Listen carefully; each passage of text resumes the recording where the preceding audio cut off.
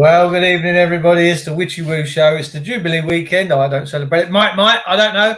But, Michael, I've just got to start with this. I went to Sainsbury's today. You know, there's Sainsbury's around the corner. Not Sainsbury's. I did.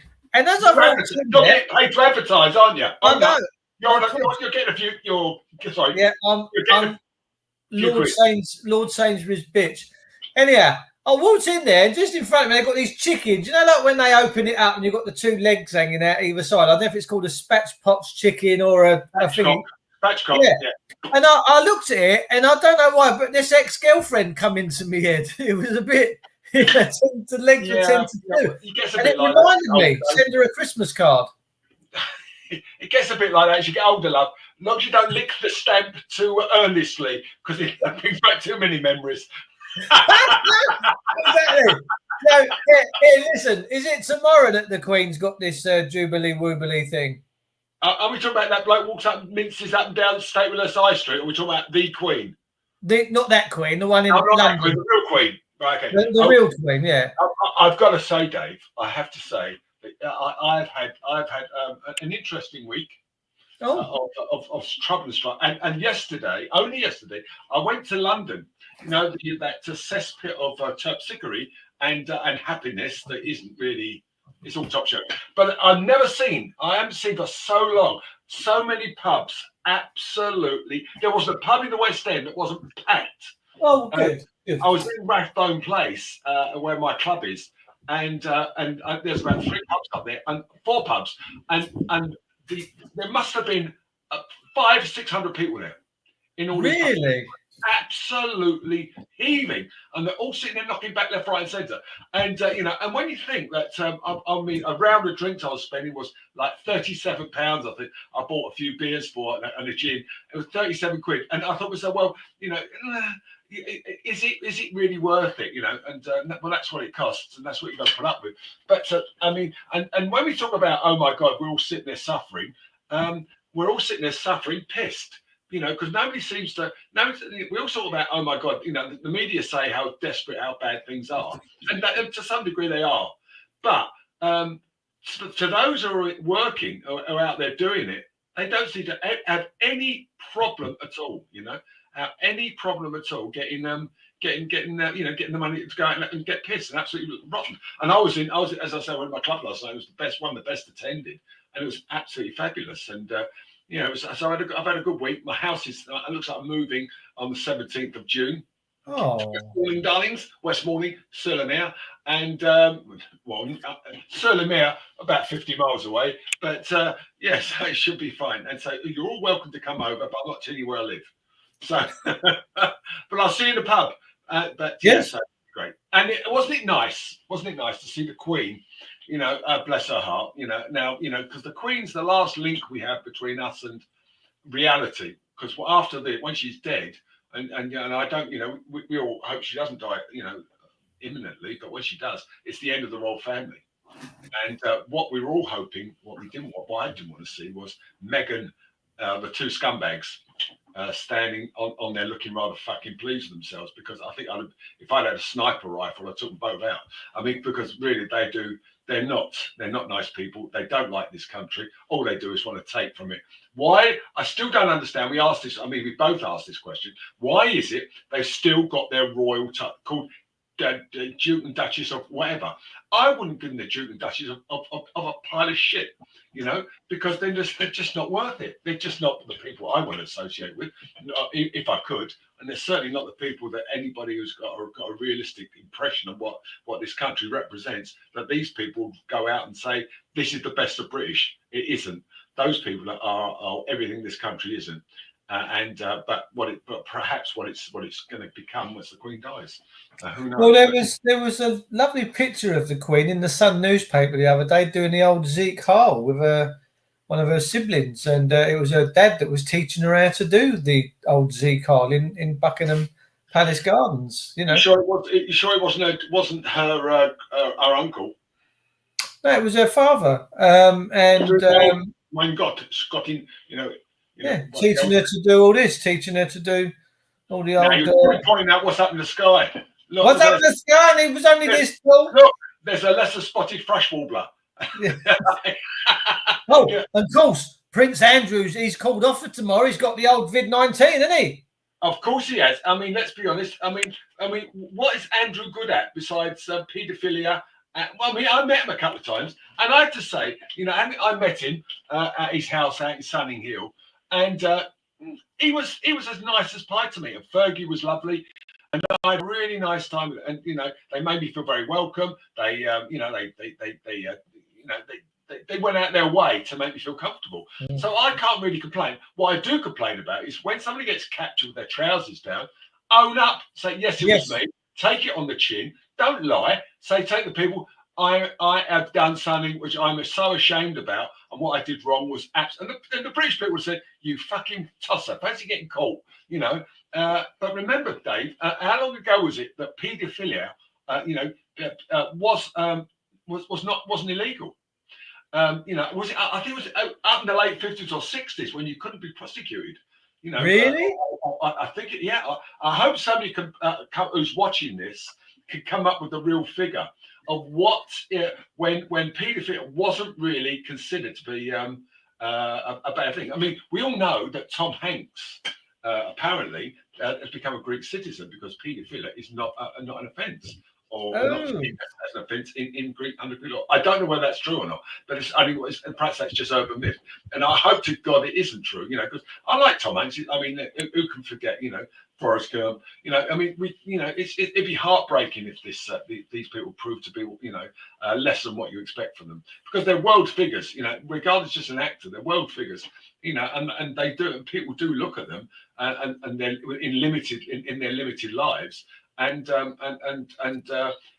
emulate what they do and follow what they do. And we only have to look at sort of people like that Paris Hilton and in the Kardashians. These people are nothings. Kardashian was who was it? Who was his lawyer? Was it O.J. Simpson or someone's lawyer? Was it O.J. Simpson's lawyer? I mean, was it? I mean, what are the Kardashians? She's just got a well-sculpted ass and a pair of tits that have been manufactured by some guy in California. I mean, I've seen better pair of tits on, you know, walking up and down Islington High Street. You know, I mean, and natural. So why people give all these people celebrity? You know, like The Only Way is Essex. Why do people say, "Oh my God, did you watch?" I mean, please, me and Dave, we come to South London. You know, we got stories, a legion about the women and all the girlfriends that we had, and even their mums were fabulous. You know, they didn't go in there, start talking like, "Oh, right, governor, sorted it out," and sitting there, "I've got a Ferrari because my dad's like a multi-billionaire." I mean, me and Dave, we had to work our way. You know, I've had 3 Ferraris, I've Maserati, I've had all these fast cars, but nobody came along and said, my dad, who was a lorry driver, he didn't give them to me, like Dave's dad. He didn't give him £1 million and say, "Go on, son, go and do it." All he gave him was a thick ear when he got naughty and told him to bugger off and get out and find a job, like I was. And that's, so the people that went out and earned the money, like we do, like you do every day, Dave, the fucking good job you do, you know, we are the people that when you get something like that Ferrari, you know, I was a little boy, wanted the red car. I didn't know what a Ferrari was. Well, I had a Sky Electric, so it's a red car, it's a Ferrari. But I thought, I want a red car, you know. So, and in the end, it took me 45 years to get one. And that's because I worked mine, and it was red. The second one was yellow, but I have to say, it took me 45 years to get my first Ferrari, and it was really hard slog to do it. And it was fabulous when I actually went out and bought my first one. You know, when I sat in it, I thought, oh my God, I've got a Ferrari. You know, and then eventually the piece was a 355 Spider. You know, and there's a car that I almost became a minor classic now.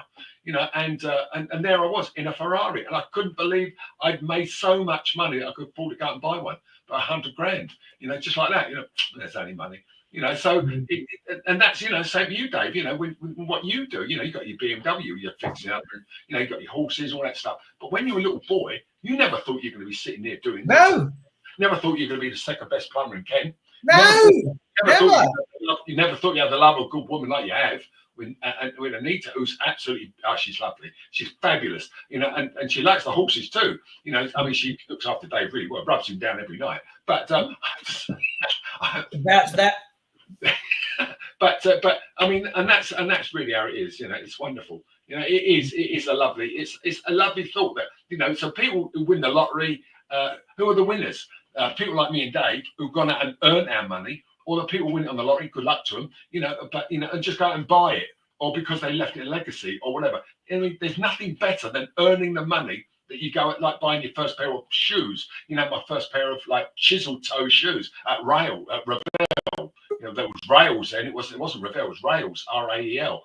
You know, and Rail, and then it was Ravel. And so my first, and then I went to Topper Shoes in the King's Road, and I bought a pair of two-tone shoes. They were burnt amber and red. There's someone popped in the room, but it says device is not connected. They will need to connect their mic or cam before they can be added to the stream. So whoever's just joined the chat, you need to add and sort your devices out, and then we can sort that one out. Happy days. Yeah, no, you have to work for it. The only thing I've got a problem with money is with the system, because we go out and sweat for our labour, we get these things, but then they deceive us because they can then take your car, take your kids, take your houses. That is pure deception. That's not equitable. That's inequity. Now, we had an interesting story which I heard today. I spoke to one of my friends. They had a Land Rover taken by an enforcement company, and the police assisted. Well, because that Land Rover was registered to the limited company, they've had to give it back. So yeah, that works for me. That works. Yeah, for me. It's because it's a limited companies. They've all stood down, and they've now picked up the Land Rover and taken it back. So good news. You can't steal limited company property. It's not allowed because it's covered by this. The limited company comes under the Queen. When you get your limited company in your name, you come under et de mon droit, God am I right, and you come back as the king. You know, it clearly says on here, Master David Paul Witcher, the company director. So yeah, no, we're having exciting times with many things now. We're winning lots of court cases. One of my mates, I spoke to him yesterday. He's just taken a council worker, someone CEO or something to task. He's taken them to court, and he's just won a settlement of £16,000. So we're opening up the floodgates now with these people. It's time now that we started implementing our will on them, and this is the way to do it. We use M1 forms, EX 160s, I think, which is fee remission, so we don't pay for it. And then we put all our bundles in. The other parties dare really to argue with any of the content, and of course they get into default judgment. And then now we start. My mate's just about to send his bailiff team in to council offices to take 16 grand's worth of goods. It's good. Who is it? Not Kent, is it? No. Oh, good. No, it's not in Kent. No. We're ratepayers. Well, you know, sort of ratepayers. But having said that, you know, I mean, be honest with you, Dave. I mean, yeah, we see that. I mean, you know, if people sit there and open their eyes and listen to what you're saying, you know, but they don't. They're frightened. They're frightened to take them on. You know, they think, oh, well, you know, suppose it goes wrong, they'll take umbrage at me and I'm going to be in a terrible state. That's not true. You know, you take them on, and if you lose, you lose. But if you win, you win. I mean, you win big, and they'll never come back for you. Look at Dave. The times they tried it on with him, jumping over the gate with the police and giving it all that, and he told them to fuck off, basically. You know, so, I mean, you've got to stick by your guns. And if you get frightened or you think you're not, you've got people you can reach out. You've got people on this channel who would help you and say, what's your problem? What did you think you did wrong? Or what do you think you need? Or come on before it happens, say, Dave, Mike, whatever, you know, but mostly Dave, please, Dave, you know, because I'd only ask him anyway. So, I mean, you know, what do I need to do? You know, where do I go to help? What can I do?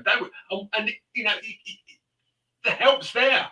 All you got to do is reach out and say, what do I need to do? And it's so simple. And you don't realize how simple it is. You don't realize how untouchable you actually are and how protected you are under the law, under the common law, under the Queen's Coronation Oath, and Magna Carta, all the things you want to go through, all the stuff, you're well protected. And these people, when they call you, when they send you a letter, dear Mr. So-and-so, that's not a demand for money. It's not a demand for money. That's not even an invoice. That's like an inquiry. You owe. We were looking to receive. More tell them to fuck off. But Yeah. let's take the call. They've got, and that buys you time. And that buys you time to find a way and a solution. And the solution is right down the end of your nose. All you got to do is reach out and say it's there. Well, yeah, it's true. I mean, I've emailed Alison Broom, the CEO of Maidstone Borough Council today. Although being the bank holiday, I was going to give her some grace till next week.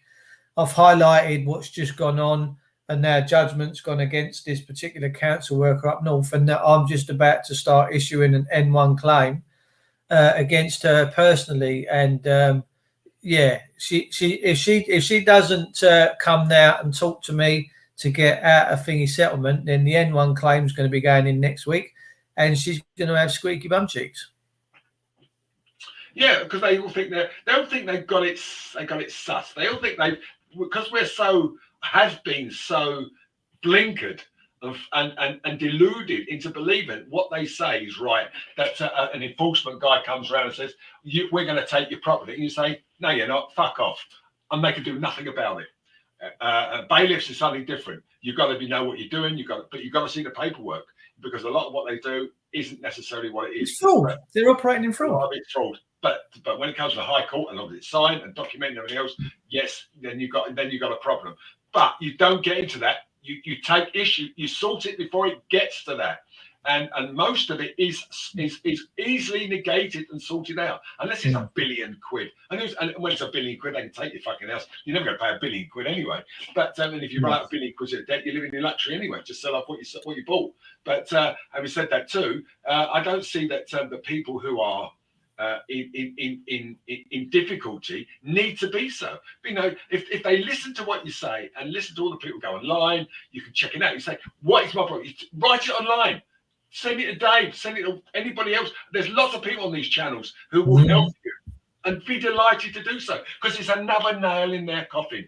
Another nail in the coffin of what we perceive to be how it is, and how it isn't how it is. How it is a fucking lie, and you're being deluded and deceived and lied to big time lies all the time. And every week Dave will tell you how he's discovering and found out how these people are making your lives misery, when it doesn't have to be like that. It doesn't. You know, I mean, it doesn't. I mean, you, Dave, have all the people. I mean, you know, you're a God-fearing man. You know, you believe, and you don't tell lies. You know, if you say to them, "I can't help you," I know someone that can. And you do. You know, people who are doing the most amazing stuff and getting paid by the government to do it, whether they like it or not. But I mean, but we know, and so there was a way around everything. All you've got to do is reach out. Yeah. Anyone watching the show, just reach out and we'll get you sorted. It's simple, actually. If there's anyone coming at you and putting their name on paper, then you write back with a notice, giving them whatever reasons. You give them the law. Then if they don't respond, you give them a reminder. And then after that, you give them a default. And then once you've got your packet together and you've got your proof of postage receipt and signed for, if ever you then want to take that a step further and go to court, you just then file an M1 claim form. You attach all that to your M1 claim form and just write trespass on the front of the M1 claim form.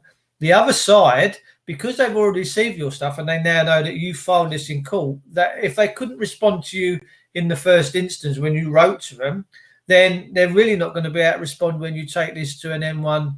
Then it's going to be a default judgment, and that means then they've got to settle with you. So it is. I'm seeing it very, very, very clearly now. And my friend, like I say, this individual up the north of the country that works for the council has now got to settle him 16 grand personally, not through the council, not through any slush fund. And if he don't pay, the court has said, you know, well, he's got the right. He's going to appoint his own bailiffs and come and take your goods. So when they're going to start, see, what they don't realise, they've created this system. And this system is smacking us at the minute. But once we figure it out and once we know how to work it, we're going to smack them with their own stick. And we're going to smack them hard. And that's what's happening now. We're smacking them hard. We really are. Well, the way things are going in the country at the moment. I mean, it cost us what? Cost me 182 the other day to fill up to put a litre of petrol in the car. Because I put in super unleaded. I won't put in that E10. That E10 will ruin your car. It really will. And no matter what they say, that car is there to destroy petrol engines. It really is, and you really shouldn't put it in your cars. I know it's expensive, but what's more expensive, an engine or a bit more, a bit more money for your petrol? So yeah, so I do put in the best petrol I can get. And when I went to France, of course, the RON, that's the RON, is which we got. I think it's 87 here. It was 86 here. Over there, it's a higher grade fuel in Europe, so you get a better deal, and it's a little bit more expensive, but it always has been. My Ferrari, when I was going, used to go Le Mans in it, I used to put that weight, let it drain out almost to the point when I got to France. As soon as I got across, I fill up with French petrol. So much better, and the car just went like a dream. Is it better than English fuel? Higher octane, it burns better. Why do we put up with all of this, Mike? This is a big thing for me. I've never understood the people of this country are good people. They're strong-minded people, but we tolerate bullshit on a level like all of our stuff. We're getting mugged off, but everyone keeps saying, "Oh no, don't worry about it. They've got it covered. It's all for a good reason." I'm like, are you still going to tell yourself that when you've got no cash and you can't put any food on your plate, or they turn your electric meter off? Are you going to still be? I mean, that's where it's going to, Dave. I mean, you think I went into Marks and Spencer's today, and Maxine picked up two pies, £9. Woo! This big. No, make your own. Yeah, make your own. So I thought to myself, and I said to Maxine, "Well, it's £9." And then we got looked at a sausage roll, which was about 7 inches long. About 7-inch long sausage, don't you, Dave? Oh, and yeah. and about 4 inches, and that was £10. What? And a £10 a big sausage roll, and I thought to myself, So I mean, I know prices have gone up. I know things are tough, but Marks and Spencer's, though the food quality is really good. I mean, it's so expensive in there. I mean, it really is expensive, and how it's going to be justified in the next coming year is going to be up to Christmas until things hopefully change, and I think they'll probably get worse. I think what's going to happen now is we're now talking about they were talking about, we don't take Russian oil, we don't take Russian anything.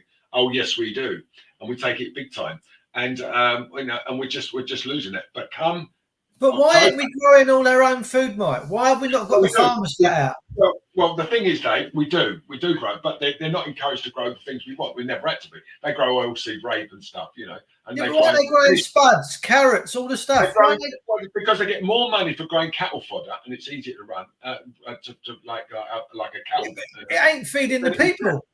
Well, there you go. I mean, the thing is, I think the country's got to a situation where we've forgotten that we're a small island, and we used to grow, I think, about 45% of what we needed, and we have to import everything else. But we're going to be at the bottom of the gravy train soon. For all the stuff that we import now, as the world gets like hungrier, we're going to start coming down. All that stuff, Paul's saying, paying rubles. Well, rubles apparently. Well, just to sidetrack for a moment, the Russians just defaulted on one of their sovereign bonds, and that means that they are now going to get locked out of borrowing money. Now, as long as Germany and Italy and those countries keep pumping money in to buy their gas and oil, which they're saying they're not going to do, but they are. And then I have to say to you, then it's going to be more, but they will be paid in rubles.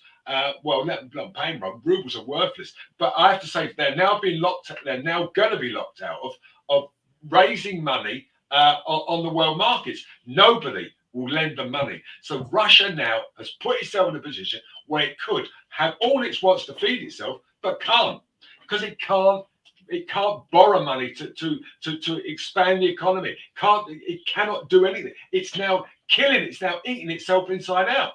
We're on the verge, Mike. I was listening to radio today when I was sorting out my old rally racer, cleaning all my wheels and putting it up. And it was they've announced today that they're sending all this aid and weapons out to the Ukraine, and so is America in an allied contribution. Well, mate, I'm not being funny, right? But regardless of the politics, Vladimir Putin is going to see that as a direct assault from the West having a dig at him, and this could be provocation. He would see that as a massive, huge provocation. What bit like it's like. Let's look at it in the context of, let's say the IRA decided to pick up a big spoil again, and they were going around London dropping all their bombs off at Arrods and Knightsbridge and cracking on and all the fuel and the tension. How would we feel if the rest of the world come in and started picking their nose and involving themselves? We'd get the right arse. Yeah. Right? Now, I know Ukraine's a big place, but it was the former USSR. All I'm saying is I don't know what's going on in Ukraine. I'm not there. I can't verify it with my own two eyes. But with our intervention and what we're doing and broadcasting, and we're sending all this stuff out, we are provoking the Russians like fuck. And I'm telling you something, it all could properly go, Peter. Well, to be honest with you, Dave, it's c'est la vie. Yeah. To be honest with you, Dave, it's c'est la vie. And I really don't. I have no fear that if he does that, so what? And what can we do about it? It's not about provocation. The guy that's a criminal is Putin. Now, I'm not suggesting under any circumstance that the Ukrainians have been absolutely what they call upfront, a lovely race of people, because they're not. They've done some most appalling stuff. They've been accused of this, accused of that. But when another nation invades a sovereign nation, then I think that's not right. You talked about the IRA. The IRA have been fighting the war since the six counties have been made. After Michael Collins was stitched up by De Valera to come to Downing Street and knew he'd have to cede something, and that's how we got Northern Ireland. Because at one time, of course, Northern Ireland, the whole island of Ireland, was a British protectorate, was part of Great Britain. Anyway, that's another story. Anyway, getting back to Putin, now, Neil. Putin is he's a megalomaniac, he's a narcissist, and also he's dying. And he really is. I mean, you only have to look at him. You can see his puffy face. He's probably got leukemia or something. Which he's got the classic signs. And some reported that he's probably dead and he's in body doubles. That's why he looks so different. Mate, I just cannot bring myself to trust anything that the BBC or the newspapers are putting out there. Sorry. The point I'm making is, Dave, that the Russian army has been proved to be what it is: inadequate, ill-equipped. Bad morale. The soldiers are sticking at cannon fodder. Really are. Why did he do it? Was it the fact that Dave, the UN put bases right around him? Dave, honestly, in the Donbass, they've been fighting the Donbass for 7-8 years. Okay, absolutely. And it's. The Cockney base said Putin has every right to defend the Russian people in Ukraine. Well, the Russian people in Ukraine, the Ukraine and Russia used to be what was the Soviet Union, and then it became, what can I say? Then it became, it broke away. When Gorbachev was like the Soviet Union. When did it break away? Well, when Gorbachev became Russian president, and destroyed the Soviet Union, it became the Russian Federation. Changed the flag, did all kinds of stuff, and it became a nicer and easier. Like Mrs. Thatcher said, I can do business with this man. And Gorbachev seemed to be a very pro-Western. He got on with everybody. He seemed to open the Russian economy. He built a better way of life for the Russian people, and they enjoyed it and brought it in and loved it. And how anybody in Russia, and I've been to Moscow, and the Russian people are absolutely lovely. They are such a nice race of people. I mean, they don't want to sit. They just want to have a drink. Do you not feel at any point though that this is just a massive propaganda thing? It's like when you look at Germany and it started to lose the war and get pushed back, their propaganda and their news outlets, their radio, their TV, and whatever at that time was still selling the line that we're doing just fine, that nothing's going to ever happen to the fatherland, and it did. So I don't know. I certainly don't trust the BBC. Well, hang on, Dave. Trust the newspapers. And like any dictator, like Hitler, he needed something to blame the Jews. When Galtieri, Argentina, was a guy with the worst popularity of anybody on the planet, he said, Oh, he distracted the people, invaded Las Malvinas, the Falklands, and got his ass kicked, and he paid the price for it. So Putin is going to pay the price of what he's doing now. The Russian people, I do not believe the Russian people, were hand on heart, want this war with Ukraine. The Ukrainians are Russian. You know, they're Ukrainians, but they speak almost the same language. You know, They do. Yeah, so they all speak more or less the same language. The Russian soldiers' hearts are not invading Ukraine, and I'm sure, although the Ukrainians are fighting to defend their country, which makes them ruthless. But logically, why would these two countries want to fight? Now, the separatists down in the Donbass have been fighting, say, for 80 odd years. They've been knocking out and shooting each other for God knows how long, just like they did in Burma and Thailand, you know, for forever and always. That's how it was. And but few people got killed. So they do like in India, they start with Pakistan over Kashmir. They fire and shoot shells. They shoot a few soldiers down, and that's right. And they'll do this stuff. So, hello, Chrissy. It's Chrissy Morris. Look, we got the boy in the house. That's right. So in all honesty, Dave, I mean, you look at it, you take a view on it, and you think to yourself, what is Putin got to gain by invading the Ukraine? Well, what has he got to do? What's the point in invading the Ukraine? Who's he protecting from what? Well, like I say, I'm not there. I can't qualify. I haven't seen it with my own eyes. I haven't seen what's going on. And it's like, if there was a flare up in the village and I see it, I could say, yeah, it's all going off. But if I didn't, and other people saying it was, I'd say, well, actually, it's not. It's as calm as a mill pond here. I don't know. I'm not there. But the point is, how I'm looking at this, and I haven't really paid too much attention to it because I don't really give a fuck. It's, is it just that he's feeling threatened by England and America and all the bases and the encroaching of everything coming towards his land? And I truly believe that could be one of the reasons. I don't think if we was putting bases and doing stuff all around that country, I don't even think he would have even have bothered. I just don't. I think he's thinking this is coming on top now. And like I say, they're a bear. The problem's always been, right, during the Second World War, after 1941. Remember, in 1941, the Russians and the Germans had signed the Pact of Steel, okay, and which took Churchill and everybody else by surprise. That there we are, that Hitler signed up with the art that most hated after the Jews, the Soviet, the Untermenschen. But hang on a sec, though. Even during the war, we were told that the concentration camps, right, and this might go against the grain as well. I don't know how you're going to feel about this one, but it doesn't matter because we're adults and we're having a debate. When the Allies went to this concentration camp, they said that they were doing these people in these things by putting Cyclone B down these turrets and killing people. Well, a Jewish lad who had a big thing on his head, he went with a recorder and this device back in the 80s to not Belsen, Auschwitz, and he started to grill and interview the people that were showing people around the camp.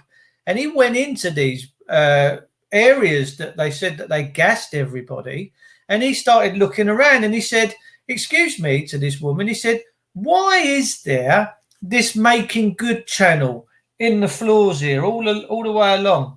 And he said, was these water showering areas? Were they cleaning areas?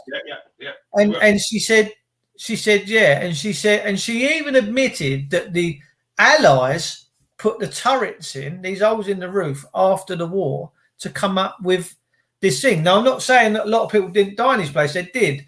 But was it malnutrition? Was it typhus? Was it disease? Probably. Were they gassed? I'm not sure. It doesn't matter how they died. It doesn't matter. Gas, no, it's not. Typhoid, disease, it doesn't matter. All we do know is the pictures that Richard Dimbleby, that was David Dimbleby's father, saw in 1945. He was the first good channel in the floors here. Al, just turn your mic off, mate, just till you get that background noise sorted out, and then you can come back in. David Dimbleby was the first BBC journalist to go to Belsen. Okay, now there are pictures of that which they showed at the Nuremberg war trials. They showed these piles of bodies piles of bodies. Do you know the only people, right? This comes down to this again. The only people that are going to know the absolute truth about what went on in them places are the people that were there at the time. Well, they're the only ones. They're the only ones. Well, they gave evidence at the Nuremberg trial. There was a lot of people who had been in the camps, and in fact, a little while ago, they were showing film of someone, and there was a film of a load of children walking down through the wire in Auschwitz. Okay, 3 children, and they had two of them. With their tattoos, and these 2 children were 2 of the people who were at the front, and they survived the camps. Now, it doesn't matter to me, how they died or what they died of or whatever. All I know is that the Nazi Party, the National Socialists, were responsible for murdering probably 6.5, 7 million people. However, if you could take that, you could take that. They say, well, it was only the Einsatz group, it was only the SS. No, it wasn't. It was the Wehrmacht as well. They took part in destroying it. Do you know what Hitler's favourite book was? Let me make one more point. If you take that as the worst possible case scenario, that oh my God, this is like an appalling thing. Stalin probably murdered up to 50 million. Oh yeah, that's killed 5 million. I know, yeah, and living in luxury. Idi Amin killed hundreds and hundreds of thousands. I mean, there's been lots of people who've done the most appalling things. Hitler's castigated as the worst thing, and that man defined the rotten, burning nail for the rest of his life. Stalin was worse, but to the victor goes the spoils. And in the Second World War, when the Russian army, who had been equipped by this country and the Americans to fight to fight the Germans on the Eastern Front, to push the Germans back, and they only did it by weight of numbers. Okay, in 1941, 10 soldiers had 1 rifle between them. As they ran forward, they were running, picking up a rifle, shooting, getting shot down. The next guy picked up. That's how it was. The Russians were ill-equipped. They still fighting the same war with the same tactics. They stick a lot of young guys to fight a war as cannon fodder, and that's why they've lost 30,000 soldiers. They lost more soldiers than they lost in Afghanistan. So let me just finish. So the Russian army in 1945, the victorious Russian army. Well, yeah, okay, they were Russian. They did the most appalling things. They were no different. 2 wrongs do not make a right, and all the stuff they did when they entered Germany, they just got retribution on what they did. That's fine. However, in 1945, at the end of the war, Stalin, Roosevelt, and Truman then all sat down and congratulate themselves. And only one man made the right choice of what should have been done, and that was Patton. He said, we should rearm the German army. We should turn them around and kick the fucking Russians back over their own borders. And they were turned down by Harry Truman. Harry Truman said, no, we don't need to do that. And that's when the Iron Curtain country then. My granddad was in Trieste as public relations officer in Trieste as the Iron Curtain country came down. And it's the most appalling, most disgusting, despicable thing that was ever perpetrated by man on man, to divide a continent with a wall of steel and fear and death. And that's what the Russians with the communists did. Still doing. I mean, I watched the documentary years ago. Someone sent it to me. Good evening, Alan. By the way, we'll pull you in a second. And this documentary on YouTube was the greatest story never told. And I've always got an open mind, it's just the way I was brought up. So I watched this thing, and what was interesting is Adolf Hitler's one of his favourite devoted books was the Holy Bible. He was a right proper Christian. He loved that scripture. And one of the first laws that he believed in, he didn't section in. We're losing you, Dave. We keep breaking up. Your sound's going potty. Dave, your sound's gone. You're right. It looks like me and you at the moment. Alan, how are you? Dave, we can't hear you. Oh, hang on. I'll put you back on, Al. There you go. You're back on there, Al. Oh, mate. Dave sends his regards to both of you. Oh, he's lovely. He says, do give my regards to the lads and wish them well when you go on tonight. And I said, I'm just going to pop on and say hi. Yeah. Because I ain't seen you for a few weeks, and I've been a bit of an emotional wreck just lately, and Bless your heart. kind of been all over the place, with Kath, and yeah, I don't want to talk How about is what's the situation there, Dave, Alan? fucking hell. I went mental at the hospital because you never seen so many fucking people running around. I've got pals involved. I threatened to do a live stream outside, set my camera up outside, and name and shame the hospital in what they were doing about, giving her injections without looking at the notes, and giving her medical treatments and neglect and so on and so forth, and failing in their duty of care, reading them the right act. And I got pals involved in the end because she was poorly with aspirational pneumonia, and the stuff coming out of her mouth was horrible, and she was really, really croaking, really bad.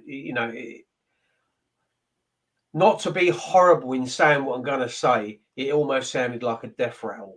Yeah, the old rattle, yeah. And she was really, really poorly, man. So they got her to the Boston Hospital, which is a shithole, right? Lincolnshire. Such a bad record. Kathy hated that hospital anyway. So they took her there. They kept her on a trolley in A&E for 17 hours. Sent her home at 3 O's in the morning. Give her a prescription, which they could have given her some medication there and then, but decided that the prescription, although they couldn't get, because it being a weekend, she'd have to get in the week. Well, what good's that? The girl was in really bad trouble. She was had pneumonia, aspirational pneumonia. So the next day when I went to see him, I was in tears, and the nurses were really poorly and this, that, and that. And anyway, cut long story short, she said, "What do you want me to do?" I said, "I want you to phone 111." I said, you should know yourself. You shouldn't be asking me. You're the nurse. So we got 111 involved. I was at the hospital from 3 o'clock in the afternoon to about 7 o'clock at night. We got a pre-medic first responder to come first, and he'd done all the tests and everything, and said, "Yeah, she needs to go to hospital." And the ambulance crew came up and said, "We're going to take her to Boston Hospital." I said, "You're not going to take her to Boston Hospital." I said, "She just come from Boston Hospital. It's a failed discharge, as far as I'm concerned." Right? And she said, "Well, you can make an official complaint." I said, "I will do. I will make an official complaint because that is a failed discharge." And they said, "We agree with you. Totally agree with you. She shouldn't have been discharged." And they failed in their duty of care. And so I said to her, "I wanted to go to Grimsby Hospital because she's had better care there." Having said that, out of, one of the bad or the worse, or the less of two evils. And so anyway, she went back to there, and she's been really, really poorly. She's hardly spoke. She's almost been comatose, and she's just like staring into nothing. And Bless her, mate. That's but tough, she's such mate. a beautiful, good woman. Yeah, I mean, last time I was there in Grimsby Hospital, they had her in a day room, and she was in there for 22 hours. I went in the afternoon, and there were often people in their sandwiches and cups of tea in clothes. My wife sitting in the corner in a bed, lying horizontal, and nobody's giving her any fluids, any saline, anything. She's just been left there. And I said, "What the hell's going on?" And then when I phoned up later on, I said, "What's happening?" She said, "Well, we've got to find her a bed and all that." And I said, "So she's still in the same place?" I said, "Yeah." I said, "Well, what about feeds and nothing?" She said, "Well, she's had nothing." I said, "You've got feeds, you've got machines there, you've got other people that you can surely pick up the telephone and ask to come down and have a look." So I had to go back at 10:30 at night and feed my wife myself because the nurse didn't have to do the fucking machine. No. And what have you got to say, Al? What have you? What, Alan? What would you like to say to all the people that clap the NHS? Well, I never did clap them because the misdiagnosis they give to Kathy the first time, they told her she had cancer of the thyroid, and they made a mask for her, radiated her over about 5 sessions. Then she went back and said, "Oh, the cancer's gone to your prostate gland." Made a mask for her, radiated her over about 5 sessions. Then she went back again and said, "Your radiation's gone to your throat." So they radiated her again, master and radiated her again over about 5 sessions. Then she had the chemotherapy. All the time she was having the radiation, she was ill by her mouth because the radiation was affecting this part. So they put the peg in, and she'd been peg fed ever since. So she was going back to oncology, and she had chemotherapy, lost all her hair. That nearly killed her. I was on the floor in bits then, a complete wreck, because it was horrible. Horrible seeing her. You can't describe it unless you've actually seen it. You know, where people see near-death experiences or death itself, nobody will know what it's like. And when it's so close to you, and you've been with somebody for 40 odd years, yeah, it's your right arm, man. You know, it's a part of you. Of course it is. And you know, it's your soulmate. It's your love, your soulmate, your everything. It's your life. What you've made and settled with. Of course. It's horrible, isn't it?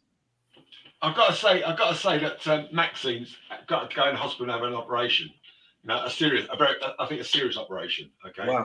So she went to the doctors a week ago. Just over a week ago, and she's in agony with pain, and she's got a kidney infection, and it's agony. She gets the doctor. Doctor sees her. He looks at drum film. He looks at her. He goes, "Oh, you need." Gives her tablets, five days tablets of antibiotic, which didn't work. Right. Wow. So she phones up. And says, "Look, these tablets haven't worked." She said, "Oh, no, we'll get doctor to ring you." That was last whatever. Still ain't called, and that's about 6 days ago. Anyway, but in the interim, she goes to a hospital. She goes because she got private medical health. Okay, she gets eventually tries to get a referral letter from a GP. They never ring her back, so she can't get one. But in the interim, she's got this other problem, which is under private. And the guy who sees her says, "Oh my God, you really need to have this sorted out." And now she's going in the hospital because our fucking doctor, our GP service, can't be bothered to diagnose a problem properly, Dave. When you go to someone that we do, can't be bothered to ring you back just to make a phone call, say, "We understand that this is why isn't it working?" And so now Maxine has got to have probably a hysterectomy. She's probably got all kinds of problems wrong with her, and the fucking doctor only gave her 5 days tablets. This is the GP. This is what we've got now.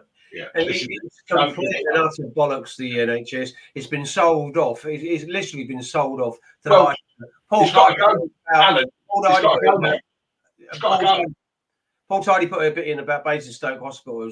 It's failed so many times. Its failure is, you know. But what I did with the Grimsby Hospital, I went in there with my Wake Up UK presenter, live stream presenter. And I said, "Listen, I do shows on the internet." And I said, "You know, if you want me to make you famous, I will. I'll put your name all over the internet. It doesn't bother me. I can stand there with a camera. I go all around the country filming and doing interviews at rallies all over the country. It doesn't matter to me, right? I will put you all over the place, right? And then you'll have investigations and internal inquiries and so on and so forth. And in the meantime, I'm going to get pals involved." I got pals in. Fucking hell. I walked in the next day. You couldn't get down the fucking corridor. It was like a fucking cattle stampede. There was fucking doctors, nurses everywhere.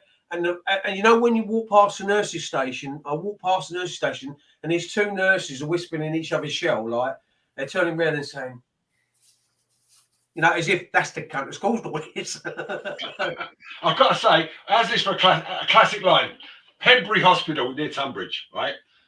Maxine's now sitting. She to finish the story. She's in so much pain. She goes to A&E. So we get there early, okay. And when we get in, there's 8 people in front of her.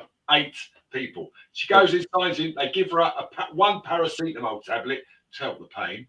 And 4 hours later, having watched these 8 people get seen and people walking in get seen in front of her, she gets up and walks out. Now, because she never got seen. So he went up to her and said, "Look, I've been waiting 4 hours. What's the problem?" She said, "We'll see you when we're ready," basically. That's it. So Maxine struggles out. So in the interim, she said, I get the phone call, "Can you get me a cup of coffee because I'm really thirsty?" So I go to walk into the hospital and they go, "You have to wear a mask." I said, "I'm exempt." She went, that's no excuse for not wearing a mask. So I said, I've had 3 jabs, and I said, you're telling me I'm exempt, but it's no excuse for wearing a mask. She went, yeah. She said, you're not coming out. I said, well, fucking try and stop me. So I walked through. She said, I'll get security. I said, get what you like. So I walked through. I've got a cup of coffee at Costa Coffee, and I walked out, and she's looking at me like daggers like this. So I went like that. So what I did, I kept walking in and out there. I went and got a paper. And I came back. Then went back, got a magazine. She's looking at it going, you fucking asshole. You know, but she could do nothing. And what's better, that Maxine at the Nuffield hospitals, where Maxine's going for private health, I went to walk in, she said, you've got to wear a mask. I said, I'm exempt. You can't come in. So when Maxine's in hospital for a week, say, I will not be allowed to visit her because I'm exempt from wearing a mask. Scandalous. I know. So do you know what? When I go when you're listen, I put one on because I've seen my wife. I don't want to look. My wife's got nobody. She's on her own in there. You know, sometimes listen. Yeah, no. I do it just because I want to see my wife. But when I'm in there, I'll take it fucking down, and I'm in the room with her. I kiss her on the forehead. I stroke her hair, and I'm fucking walking down the corridor, and there's people now going into hospitals without masks on. There are doctors that have got them down here, and they're talking to somebody right next to them, and half of them ain't got them even on their routers. They're just about their fucking ear, and half of them have got them here on their chins, and you know some of them people have got them hanging off their fucking ear rolls. Yeah. Evander Holyfield hasn't. Evander Holyfield hasn't. What's he got? Evander Holyfield's only got one ear. He can't put a mask on. Mike Tyson had that one. Yeah, Mike Tyson, the other one, didn't he? Absolutely. No, he had plastic surgery on it, didn't he? He could say I'm exempt from wearing a mask, couldn't he? Sorry. Fucking makes you laugh, doesn't it? Can you imagine like an A-lister celebrity like Tom Cruise or Nicole Scherzinger getting a thing, walking into A&E, and then they go, "No, hello. Can you put a mask on?" No, thanks. They wouldn't even bat an eyelid, just let them go through, wouldn't they? Surely to God. The argument is that we're going to sell off the NHS, we're going to sell it off, we're going to have to pay. Well, we pay for it now. We pay for it through national insurance. So, but people forget that. So, for me, I would tomorrow say the NHS, done, finished, it's over. Fucking bureaucrats, go and get a proper job. If you want to push paper around, go be a toilet roll assessment, or go and roll bandages. That's a new fucking job for you for the Red Cross, because what you're doing right now is of no value to us whatsoever. Walking around with a little book and a pen going, oh well, you're making notes for 200 grand a year. What good's that? What do they know about running a hospital? Nothing. Get doctors in, get nurses in who've been doctors and nurses for years and years. Cockney Patriots, Mikey. Cockney Patriots just put in mask only make you look. That's right. At the end of the day, at the end of the day, I like what this guy puts up, and he does add a lot of comments. He's a good guy. But at the end of the day, if it means that I can see my wife without any hassle, I look a twat. Yeah, that's it. Yeah, no, I agree. But the thing is, I cannot wear a mask. I mean, it makes me physically, and I get sort of like this, Want to fight? Want to have a punch out? I get come over really, and I only found it out when I was at Spa. When I got a picture of me at Spa, and I bought a helmet to put on, to go on the track and I was on the track, and I started sweating. I'm starting to feel really queasy, and I'm driving around the track in Spa doing 150, 160 on the Ferrari, and I'm driving around, and I think, oh fucking, I feel really rough, and I'm starting to sweat. And I think, I'm feeling like the walls are coming in, So eventually, I did come off the track, I took the thing off, and I felt so much better, but I was drenched in sweat. And still got the helmet. I've only worn it twice. Once I put it, and the second time I thought it can't be true, and I put it on. I went again. I took it off, and that's it. And I've never worn it since. And I cannot wear a mask. I won't wear a mask. And when I go to the Nuffield, let them fucking stop me going to see him. Call the police, get me arrested, and tell them they stop me going to see my partner because even though I've had 3 jabs. Because I was going to America, otherwise they could stick it up their ass, 3 jabs, okay? And I've followed all the rules and everything else, but they say you've got to wear a mask. Why? Yeah. What does a mask do? You're wearing a mask. Why do I need to? Mikey, Jesus Jones has just put a good one in there. At the end of the day, like you were saying, like you were saying, you get these bullshit bastards that are jabulicious. They've had so many fucking jabs, it's gone to their fucking heads. You know what I mean? They think it's the right thing to do. Listen, they're not alone. There's so many people that have been scared into taking, rolling their sleeve up and having a jab on false promises, basically. Yeah. Right? And been told a lot of bullshit. They listen to mainstream media. The word, do you know what? I've got to the stage now, I haven't watched the news for ages because it's just a fucking shit. If it's not about Partygate and it keeps going, does anybody care? Does anybody give a fuck? Because Boris had a drink. Everybody was having a drink through when the lockdown. Don't tell me that the population went, oh, we can't have anybody. They're all sitting having a drink with their mates, somebody else. I know nearly everybody I knew. They didn't fucking stop seeing people go and have a drink, bring people around, see their family. I mean, it was all bullshit. Bullshit by the fucking woke lefty lovies. They're the people that did it. I mean, what on earth? I never got the fact that COVID is a cold. Basically, and it's a serious pneumonia, and we all know that pneumonia takes away the sick. Now, God forbid that your wife got pneumonia, you know, in a weakened state, it might do something awful to her, you know, like it did to my granddads and my nan. You know, it both took pneumonia, took them away. That was it. That was the end of it. And this is all COVID is. And so basically, all this is now, and the jabs are a run-up for the next jabs, which are going to be the ones that start fucking knocking us out and killing us. The WHO have just lost their thing in just been smashed. Job on that. Yeah, people are fucking. The African Nations did a blinding job on that because they were at the forefront of that, and that was, you know, every respect to the African nations for what they did, and a lot of countries followed suit with what the African nations did. A couple of good points being put in your chat, guys.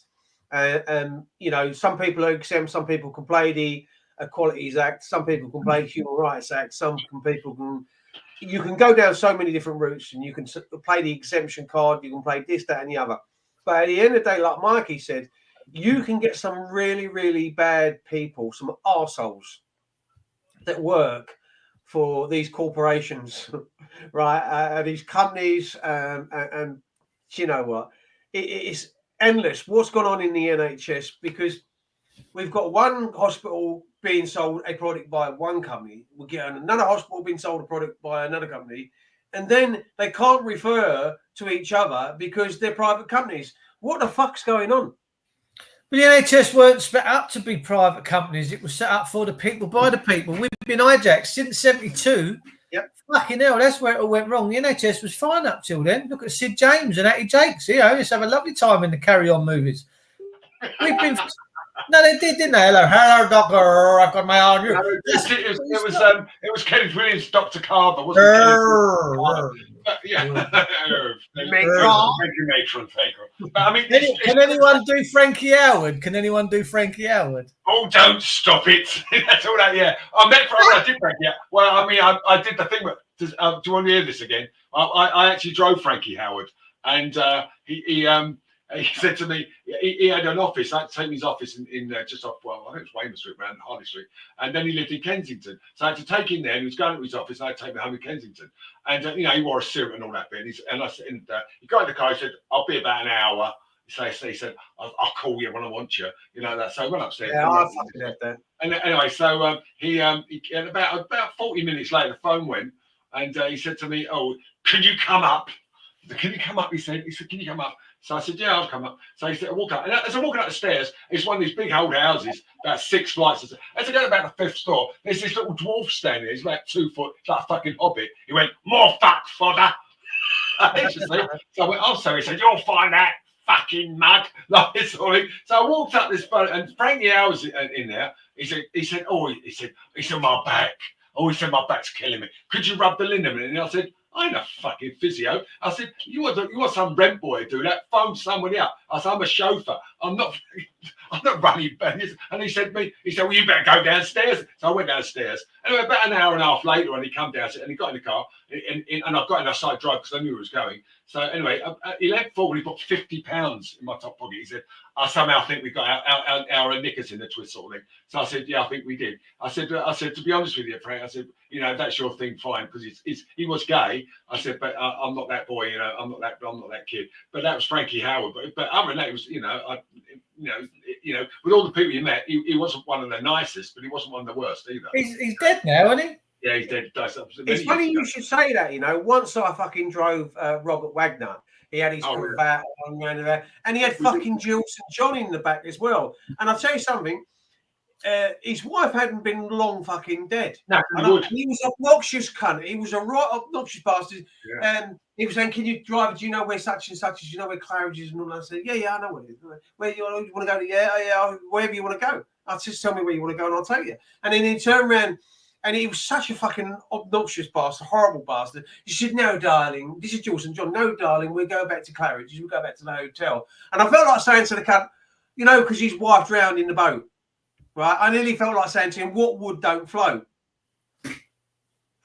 Natalie would. The thing, Christopher Walken, who was probably knocking it off with Natalie Wood, so we're led to believe, allegedly, he was vociferous about Robert Wagner. And Robert Wagner was actually questioned as she fell off the boat. She was drunk and everything else, and she was a drinker. But it's like who killed Robert Maxwell, isn't it? Was he murdered or was he pushed? He fell off the boat, didn't he? Yeah, was he murdered or was he pushed? Yeah, and it's as simple as that. So you have to take a view on that. So Natalie Wood, well, you can take, as I say, take a view, and you can think what you like. But most of the people I drove were pretty mundane and boring. But is that Ghislaine Maxwell's dad, Robert Maxwell? Yeah, I did him on This Is Your Life. I drove Robert Maxwell on This Is Your Life, and he was with David Frost. His A-list is coming out tonight, David. Hey? His A-list is coming out tonight. Yeah, he's got it going on. I had a Silver Spirit. I had a Rolls Royce Silver Spirit, and I went up to near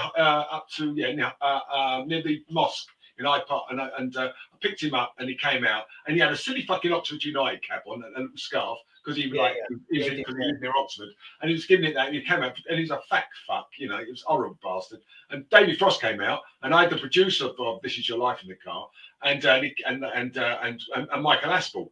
And Michael Aspel was a really lovely guy. I drove him before. He was a nice guy. Lovely guy. And I said to him, he said, "We're doing Robert Maxwell." I said, "Oh, fucking hell." He said, "Yeah, I know what you mean." So he said, like this, So he said, "No." He said, "But anyway, so they had to squeeze all these people in the back of the car." And so Michael Aspel sat in the front, the producer and Maxwell, who took most of the swing, they were trying to get in.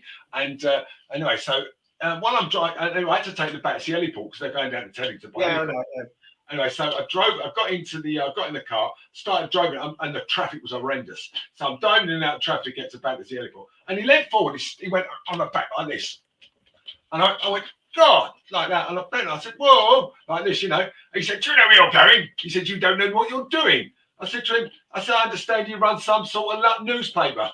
He went, "Oh, yes, I run the Daily Mail, the Daily Mirror." I said, "That's not a newspaper." I said, "But let me tell you this." I said, "If I walk in your office and tell you how to run your newspaper," he went, "Bloody right you wouldn't." I said, "Then don't sit in the back of my car. Tell him how to drive it." And David Frost said, "I think you should shut your mouth up, Bob. He's got the better of you." And then he went, like that. And nasty, horrible, fat pig he was, and whatever happened to him, I'm not upset about, because he was a horrible bastard, and he was sitting in the back going, "Oh, I'm doing all this stuff for charity. I begin to think that charity begins at home," and all this sort of stuff. Frosty's going, "Well, you can't really sort of once you're doing the charity thing, you can't very well turn it into a profit making thing." And of course, by this time, he was robbing the pension fund of the Daily Mirror, left, right, and centre. And as we know, and the rest is, they say, it's history. But for me, I think that he was one of the nastiest, slipperiest, shiftiest pieces of shit I ever had the displeasure of driving. He was a fucking scumbag, and he drowned, and and that's what happens to turds. They end up in the sea. Well, yeah, I'll never forget the guy that sacked everyone years ago by text message, and he fucked off to Spain. Well, I was out there playing golf with a load of lads, and we was having a right fucking time. And we ended up in this bar with a geezer playing the tunes on the piano. He looked a bit like Elton John, and it was good. We was all rocking. And I was chatting with his niece, I think. Anyway, the grandmother or something came out. She said, blah, blah, blah. She was getting a bit too friendly with us all. And he was there. And my mate went, "He's the fucking geezer that sacked everyone by text and fucked up with all the money." Well, we come home, And about 6 months later, it's in the news that he was going down through Benal Medina or something in his Ferrari, turned it upside down, it threw him out of the car and killed him. Oh, So that's a bit of karma right there, isn't it? That's the old karma. Yeah. Oh, Guess brilliant. what I'm doing Sunday? Eh? Guess what I'm doing Sunday? Oh, hello. On Sunday, Hang on, what, You having a facelift? You having a facelift? I'll cut fucking it. New wig. You want to look in the fucking mirror yourself, you fucker. what are you doing on Sunday, Al? What are you doing on Sunday, Alan? I'm going to drop a name here. Do you know OBG? Is it OBJ? Yeah. Or... Oh, my mate Cedric. You're going on with Cedric? Yeah. Who's OBG? Wants me to do a show at 9 o'clock on Sunday night. Yeah, brilliant.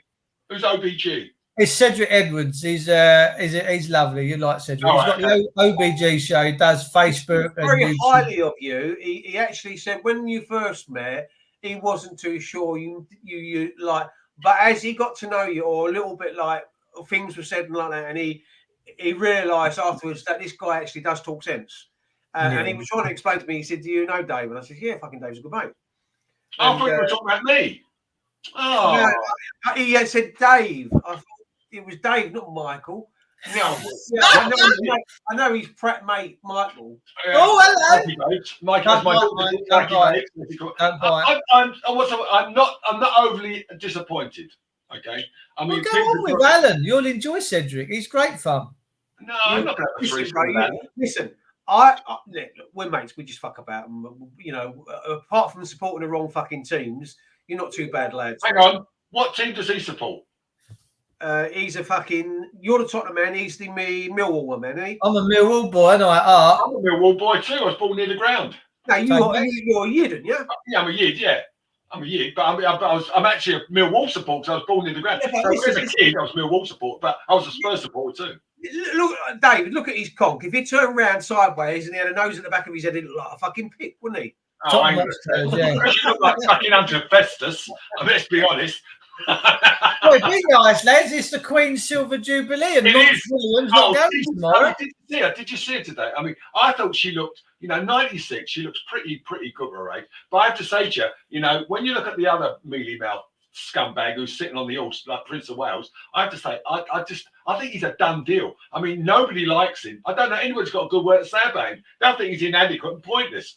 And he's got Camilla. Oh, I don't like Camilla anyway, but that's beside the point. The point is, as far as Prince of Wales is concerned, I cannot see him making a good king. He's not going to get the respect and everything else that he's got. William, well, the only one I like out there is Kate. Kate's lovely. She looks like she knows what she's doing.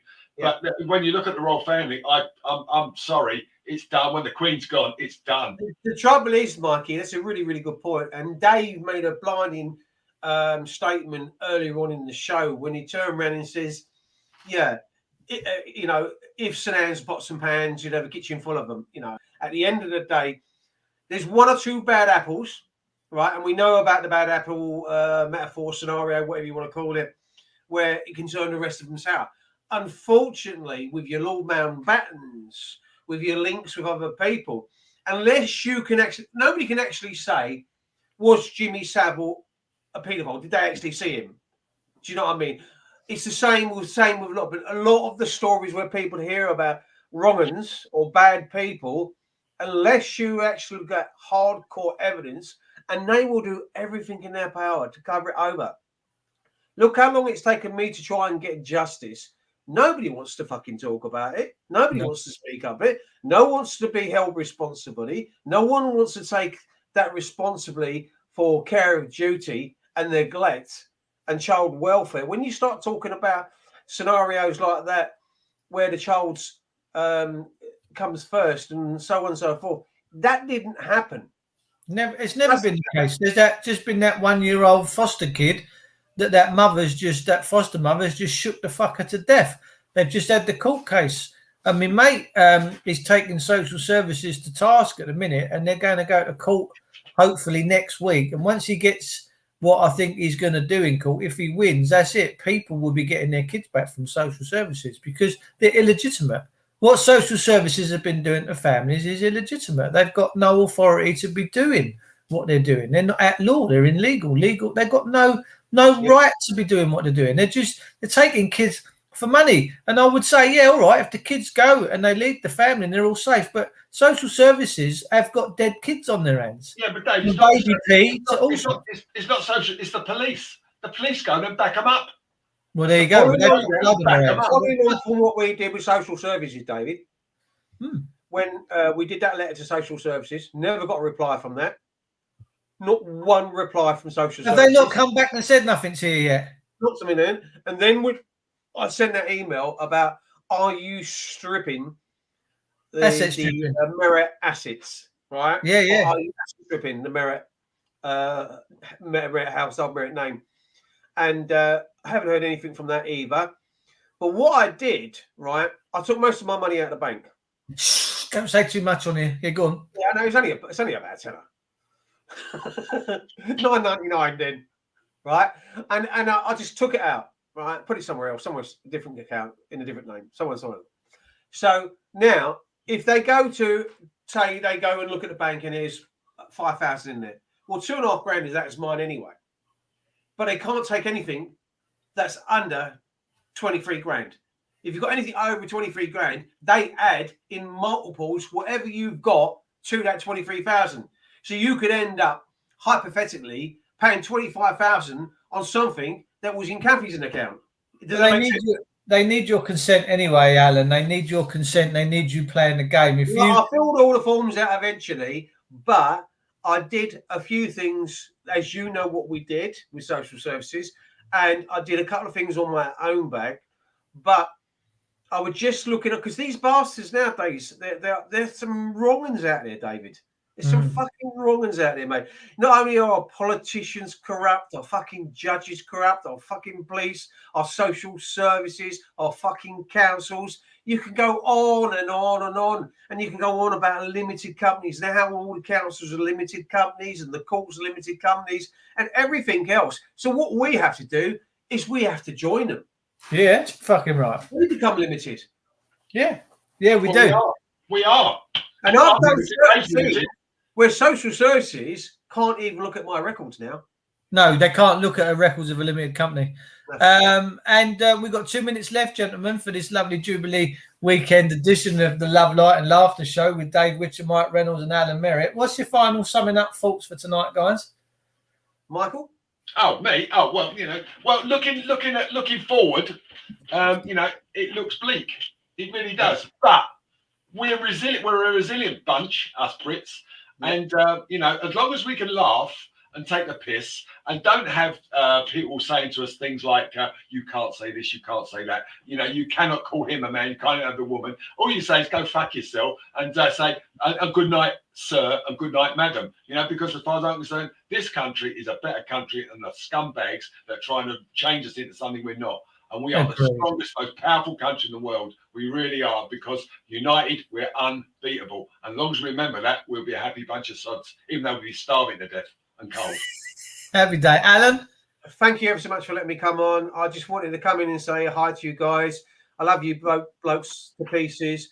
Hopefully I can come and join you in London soon. Yeah. Just a big respect to everyone. Hi, Mash. Thank you, guys. And Dave, what you got to say before you go? Everyone's a wanker. Love you all. See you next week. How's about that? I'll see you in Pie Mash Shop.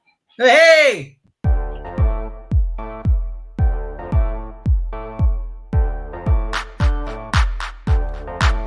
Yo, microphone check, make it a microphone check. Give it a microphone, I make it a microphone dead. Don't step to me, newbie, I could truly be moody. I could have played the fucking Grinch in the movies. I've been a part-time shadow cat, part-time. That is not a guy that I would ever want to try to battle rap. Snap, crackle, pop, mind fried to a crisp, make an MC into a wide-eyed lunatic.